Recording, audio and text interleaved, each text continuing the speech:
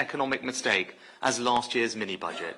Blowing tens of billions of pounds on unfunded spending is just as dangerous as blowing tens of billions of pounds on unfunded tax cuts. It's taking the easy way out, and the result is the same: higher inflation, financial insecurity, and more debt for our children and children. You know, I won't allow that to happen. I was willing to resign from the previous government over this. I was even willing to lose a leadership election over this. So you'd better believe me when I say that the difference is real. I will do what is necessary to get our debt down and provide financial security. The second decision that we're taking is to cut tax and reward hard work. Now, I want to cut taxes. I believe in cutting taxes. What clearer expression would be of my governing philosophy than the belief that people and not governments make the best decisions about their money? But doing that responsibly is hard. We must avoid doing anything that puts at risk our progress in controlling inflation. And no matter how much we might want them to, history shows that tax cuts don't automatically pay for themselves. And I can't click my fingers and suddenly wish away all the reasons that taxes had to increase in the first place.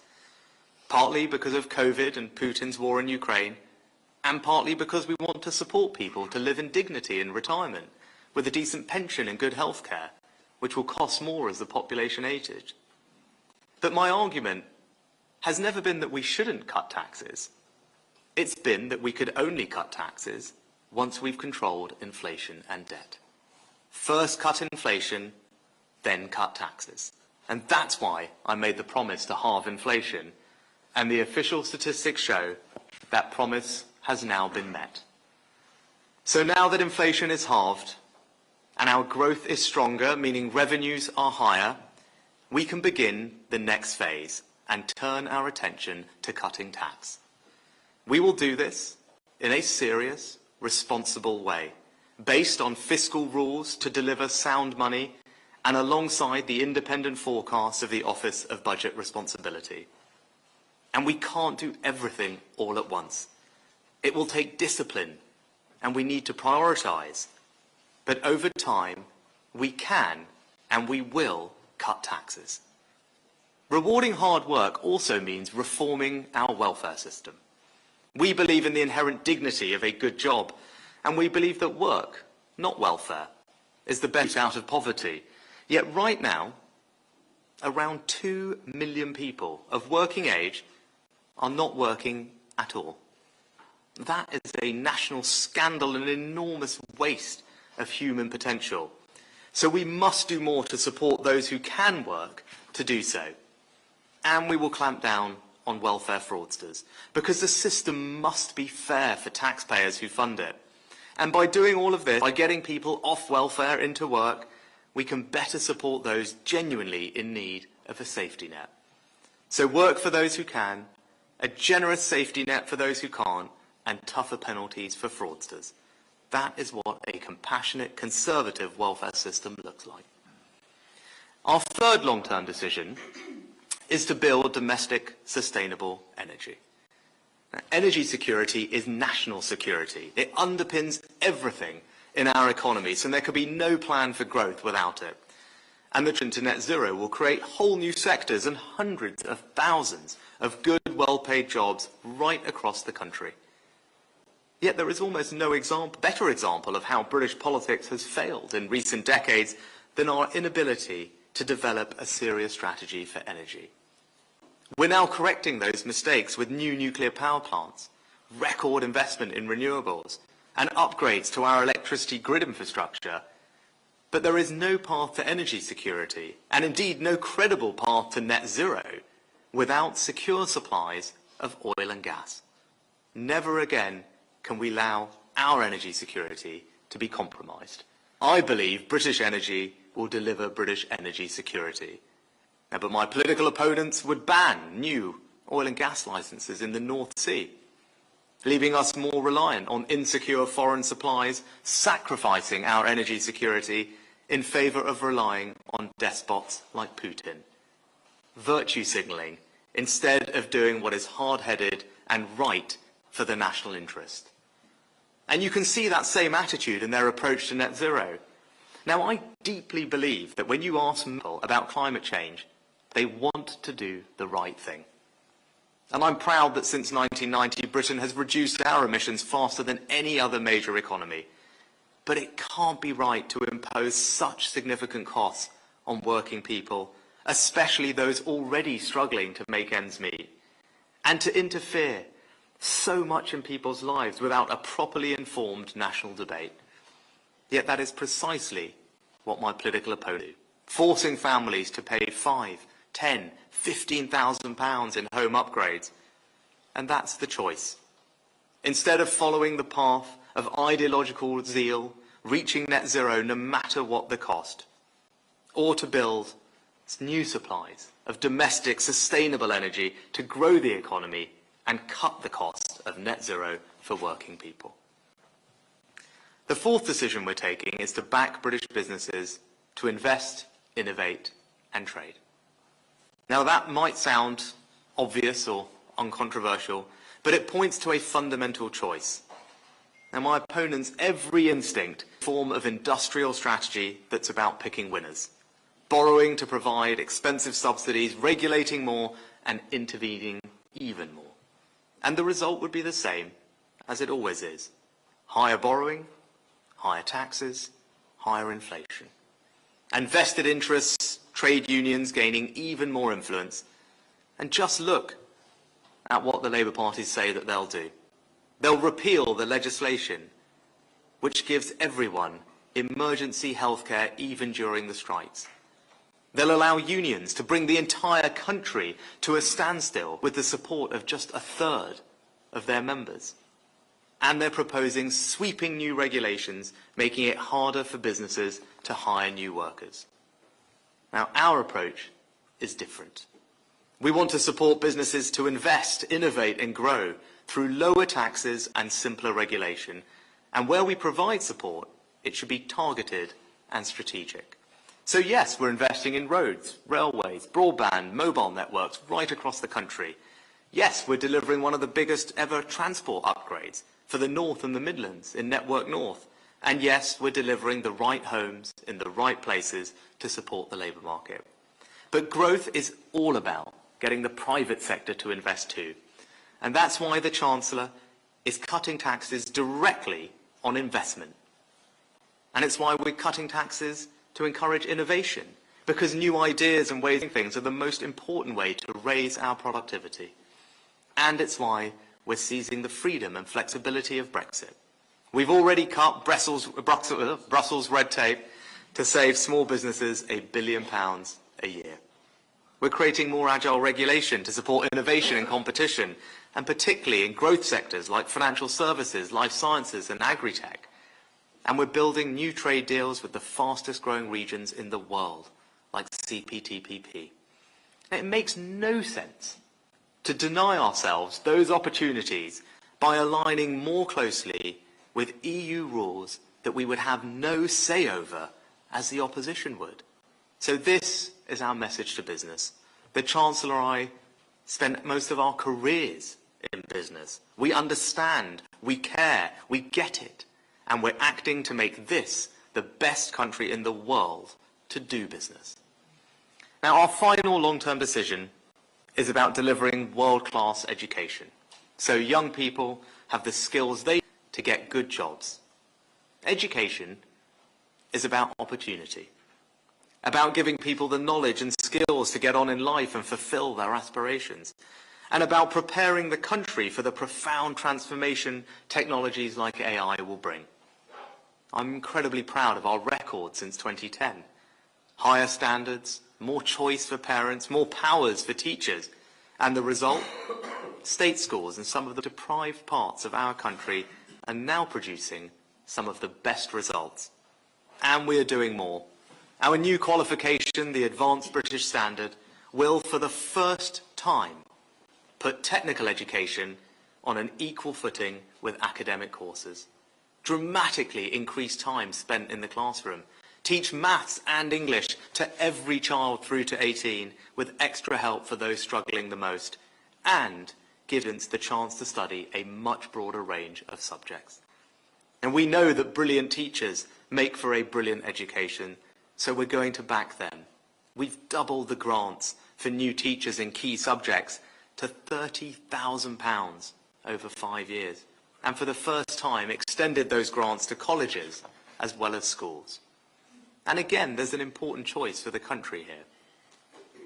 The opposition opposed our reforms to make our kids the best readers in the Western world. They still cling to the false dream that young people can only get on in life if they go to university. And we know that if they get into power, they plan to cut apprenticeship numbers by half. Compare that with our plan for more teachers, higher standards, and more apprenticeships.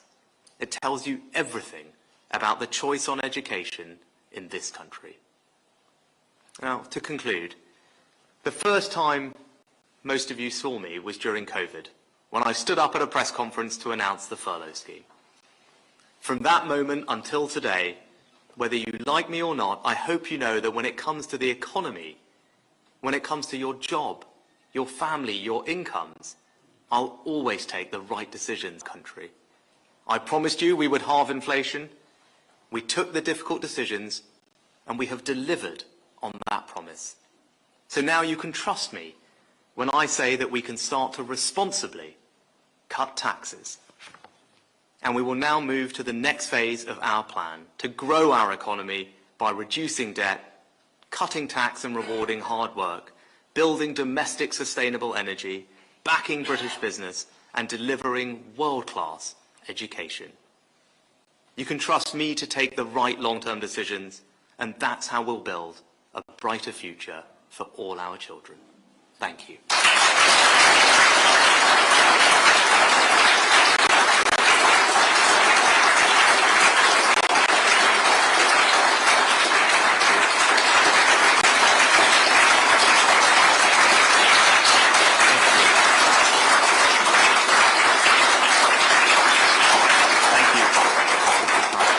Thank you. Right, return some questions from the media. Can I start with the BBC? Sorry, microphone somewhere. Morning, Prime Minister. Ione Wells, BBC News. Could you give us some specific examples of any changes to personal tax that you think would promote growth but not be inflationary? Well, thanks, Ione, for the question. I'm not going to, I feel I might be saying this one or two more times, but I'm not going to speculate or comment on individual tax changes. And that will be for the Chancellor on Wednesday. But, you know, what I will say for a bit of context is the following, right? The fact that we're even having this conversation, the fact that you can even ask that question is because we took the difficult decisions to halve inflation and we delivered on that pledge. That's why we can now move on to the next phase of our economic plan and turn our attention to cutting taxes, right? So I think we have to take a moment to recognise the fact that we're even here having this conversation is because the Chancellor and I took a series of decisions that were not easy, that took political courage and leadership to do, but because we've delivered that, we now can start to talk about cutting taxes. And that's something that wasn't always a given. You know, I remember there were many months when everyone said we weren't going to do this, it wasn't going to happen. It was a great albatross hanging around our necks, but we stuck to our guns, stuck to the plan, and have delivered for the country. And that's why I'm pleased that we're in this position. Now, look, you know, that still means that we have to be serious and responsible at how we go about cutting taxes. That's what people will expect from the Chancellor and I. That's what we'll deliver. We can't do everything all at once. I think as the Chancellor rightly said yesterday, if you read some of the papers, you'd think that there'd be no taxes left after Wednesday. So we have to be disciplined, we need to prioritise, and we need to focus on the supply side of our economy. Now, you know, that's our overall approach, and you'll have more details of that on Wednesday. But the key thing is, it's because of the difficult decisions that we took to halve inflation that we can now move on to this next phase of our economic plan and turn our attention to cutting taxes. We will do so seriously, we will do so responsibly, but that time is now here. Next, can I turn to ITV? Robert Peston, ITV. We've heard your determination to cut the taxes and debt, but be honest with the British people, there is no scenario in which the tax and debt burdens, that's tax as a share of GDP, debt as a share of GDP, can fall in the year or so before the general election. You also mentioned that you're going to protect people who can't work. So with food inflation still running at 10%, gas price 10% higher than 2 years ago, isn't this the moment to confirm that you will raise universal credit by the September higher inflation figure, and you'll raise pensions by the normal earnings figure that includes bonuses? Thanks, Robert. A couple of things in there about debt and also about welfare and pensions. So look, on debt, it's worth bearing in mind what's happened to the country over the past few years. We've had a once-in-a-century pandemic and then a war in Ukraine, which has caused energy prices to spiral. Right? That is the primary reason that our debt had to rise, because we had considerable support to the country, the NHS notably, but also families for the energy support schemes, and also initiatives like furlough to protect people's jobs. Those were the right decisions, yeah? And they happen for a very particular set of reasons. But since then, the Chancellor and I started that work as Chancellor, have taken a series of decisions to bring our debt under control. And those aren't easy. You know, whether it was a disciplined approach to public sector pay, whether it was making a change on our aid spending, whether it was making sure that the temporary support that we put in place during the pandemic was genuinely temporary, as it should be. Now, as I said, the Labour Party, Rachel Reeves, Keir Starmer, said they talked the talk on wanting to be disciplined. They opposed each and every one of those decisions. Right? It is rank hypocrisy, on the one hand, to say that you stand for sensible public finances, but whenever it actually comes to a decision that is difficult to get your debt under control, that you oppose it cynically. Right? That's not leadership. That's not how you run an economy sensibly. You have to do difficult things, and that's what the Chancellor and I have done.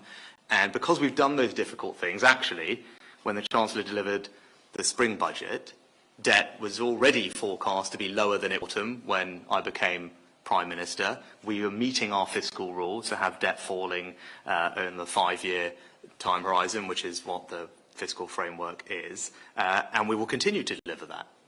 That's because it's important to the Chancellor. It's important about giving financial security for our children, all the young people that are here, because if you're a politician and you're in these jobs and you're not willing to take a difficult decision, what you're essentially doing is just racking up bills on the country's credit card and passing it to all the young people that are here and asking them to pick it up when they grow up. I don't think that's morally right, and it's also not economically prudent.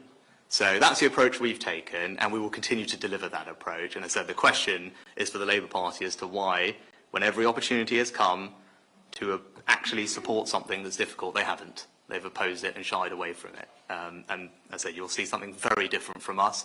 We're not going to borrow £28 billion a year extra, because that would just make debt worse. So you talk about what's happening to debt, borrowing £28 billion a year, as the Labour Party want to, will make debt go up. It will not improve financial security. It will pass bills to all the young people that are here today, and I don't think that's right. Now, on welfare, I'm not going to preempt the decisions that will be made and announced on Wednesday, but look, our view on the welfare system is that it should be compassionate, it should be fair, and it should be sustainable. And our track record over the past year or two in particular is that we have stepped in to support those who need our help the most when times are difficult. Just this year, the most vulnerable families on welfare are receiving £900 additional support in cost of living payments. This winter Christmas, pensioners, 12 million, are going to receive up to an extra £300 each alongside their winter fuel payment to help them with energy bills, because we know things are difficult this year and have been. Now, we will continue to take that approach, compassionate but also fair and sustainable. I made the points in the speech. With over 2 million people of working age who are not currently working, that isn't a good situation. It's not sustainable for the country, for taxpayers, it's not fair, but it's also not compassionate to write people off. And over a decade, we've seen the percentage of people who are essentially deemed not to be able to do any work has tripled, right? That doesn't seem like a system that's working properly, and that's why, you know, we will look to make sure that the system is reformed and supports those who can work to do. But as I said, our record over the past year is to support those who need our help. I'm proud of that, and it's not over yet. As I said, this Christmas and beyond, more support is there. Next, can we go to LBC? Prime Minister, Fraser Knight from LBC. You say on personal tax cuts you can't do it all at once. Would you say, and can you promise, that after this week's autumn budget, people will feel better off? Again, Fraser, just not to repeat what I said before and not to get drawn on the individual taxes, but again, it's because we've taken the difficult decisions to halve inflation that we are already starting to be able to make an impact to people's cost of living. You know, I described in the speech, you've heard it from the Chancellor in the past, inflation acts like a tax, right? It eats into your pay packet, it makes your savings, your pensions worth less, it pushes up the cost of your mortgage, it makes everything more expensive when you do your weekly shop. And that's why the most important priority we had as a government was to halve inflation. It was the single biggest thing we could do to ease the burden on the cost of living and to make people's life a bit easier. And that's why I'm pleased that we've delivered it. Now, look, the job is not done. I'm not saying that at all. I know people are still struggling, but we have now had 3 months where people's wages in general are rising faster than prices. That's welcome, but we need to stick to the plan.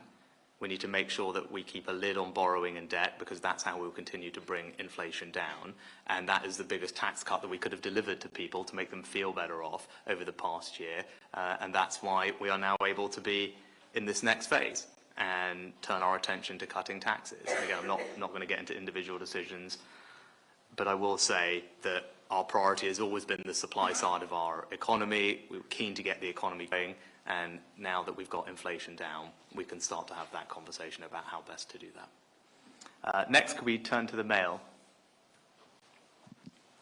Prime Minister, recent polling shows that more voters now think Labour is the party of low taxes compared to the Conservatives. How concerned are you about that perception, and how quickly will you act to change it? Well, you know what I'd say is people should just look at what's happened over the past few years. And as I said, I'm being very honest about the fact that we had to take a bunch of decisions. Those were the result of a once-in-a-century pandemic, right? And then a war in Ukraine that meant energy bills spiraled because Putin weaponized energy supplies. So if people are saying that we shouldn't have responded to any of those things, we shouldn't have stepped in to support the NHS, people's families, their businesses, help with energy bills, and therefore then have to pay for that, then fair enough. But I don't remember anyone saying that at the time, least of all the Labour Party. And this is what I say, that there's just, I think, just a holistic approach to this. And there's a serious moment coming, right? When we have an election, there's going to be a very clear choice of that election. And do you want a government and a party that is committed to bringing down borrowing and debt and controlling public spending so that we can cut taxes? Or do you want a government and a party that is committed to borrowing £28 billion more? Because there's no way that if you're going to £28 billion more, that you're going to be able to cut people's taxes. It's as simple as that, right? So, as I said, I know a thing or two about this. I believe in it passionately. I was willing to resign from government over this. I was willing to lose a leadership election over this because I believe in it so much, right? And there is no way that you can borrow that amount of money and tell the British people that that is not going to have an impact on inflation, on interest rates, and ultimately on their taxes. It's as simple as that. And that will be the very clear choice at the next election. A Conservative Party that is delivering lower taxes because we have now halved inflation and controlled spending, or a Labour Party that's just going to borrow an enormous amount more, not having learnt the lessons at all of not just the last 10 years, but of the last 2 years, and continue with the same failed prescription, which is more government borrowing, more spending. That does not lead to lower taxes for people. We've seen it time and time again, and you will see a clear contrast from us. Next, I go to the Times. Good morning, Prime Minister. Aubrey Allegretti from the Times. You're here to celebrate meeting the pledge to halve inflation, but your pledge to stop the boats has hit a setback after last week's Supreme Court ruling. What's your message, therefore, to Cabinet Ministers who have reservations about disapplying the Human Rights Act and ignoring the ECHR in asylum cases? And or many of your colleagues will be keenly watching upcoming net migration statistics. Are you confident net migration will come down compared to last year? Thank you. So I'm glad to have an opportunity to talk about our boats pledge. Because when I stood up and made those 5 pledges, the 5th of those was to stop the boats. Because I think this is a massive priority for the country, and it's a huge priority for me and the government as well. And it gives me an opportunity to make the point that we're making considerable progress on that pledge. Now, when I stood up and made that, in the last few years, the number of small boat crossings had quadrupled in just the last 2 or 3 years, with no prospect of them coming down, and they were forecast to continue increasing. And indeed, that is what has happened across Europe this year. Crossings have continued to go up, particularly in the central Mediterranean, where they've almost doubled. What's happened here? The number of people crossing is down by a third. That hasn't happened by accident. That's happened because this government has taken a series of decisions, worked very hard, worked with other countries, tightened up our system, returned 20,000 people, done a new deal with Albania, cooperated with the French, Bulgaria, and to intervene upstream, increased the number of illegal migration raids, cracked through the backlog. And because of all of that, the number of people coming here is down by a third. Right? Nobody, when I stood up and made that pledge, thought that was remotely possible. So that's the progress we've already made on that pledge. And again, job is not done. We need to finish the job, and that's why we need to get the Rwanda scheme up and running. And I'm completely committed to doing what is necessary to get those flights off and that scheme up and running. Because we had proposed circumstances, we have been working on a new treaty with Rwanda that will address all the concerns that were raised by the Supreme Court, and we will combine that with new emergency legislation that will make it crystal clear and give Parliament the opportunity to confirm that Rwanda, for all of these purposes, is a safe place to implement our scheme. And I won't let a foreign court stop us from getting flights off to Rwanda. This is a reasonable country, this is a reasonable government, but people's patience has run thin, and we have got to end this merry-go-round, and that is what I am determined to do. Next and lastly, before we melt, let's go to the sun. Prime Minister, given your freezing of income tax thresholds has led to a record tax haul, would it just make more sense to lower the thresholds rather than take with one hand, give away with the other in tinkering? Actually, well, I'm not going to get into, again, individual tax policy, and I'll just say what I said before. You know, did I and the government have to make some difficult decisions on tax over the last few years? Yes. Why? Because we suffered a once-in-a-generation pandemic and a war in Ukraine, and we decided rightly to provide considerable support to the country during that. And given everything that happened, you do have to be able to pay for that. And we saw last summer, and when Labour were last in office, what happened. You don't have a credible plan to keep your borrowing and debt under control. So those were the right decisions. But because we've now been able to halve inflation, and because the economy has outperformed, and I think it's important to make that point too, right? It's not just about the fact that we've halved inflation. You know, when I came into office and Jeremy and I were sitting down, everyone said that there was going to be a recession this year. Most of the people probably sitting in this room commentating, but also the Bank of England, the OBR, the IMF, and the OECD. Everyone said that this country would suffer a recession this year.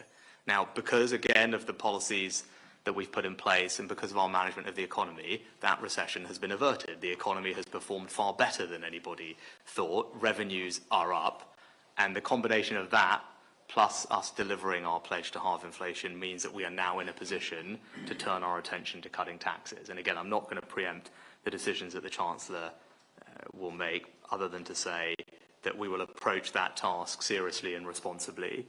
We can't do everything at once, as I said. We will prioritise, we will be disciplined, and our focus is very much the supply side and growing the economy. And the plan say is, as you heard in my speech, you know, we believe very much in an economy where the government is doing less and allowing people to keep more of their own money, right? That is the long-term direction of travel. That is what we passionately believe as Conservatives, you know, but we have to get there in a responsible and serious way and do things in a measured fashion that doesn't put at risk our inflationary accomplishments so far, because we want to keep getting inflation down. But I'm comfortable that we can do that. And as I said, the fact that we can have all these questions about cutting taxes is a testament to the fact that we have delivered our pledge early to halve inflation. And that's because of the responsible decisions that we took, and each and every one of them were opposed by the Labour Party. And it gives you a very clear sense of the contrast that will be there at the next election. Thank you very much.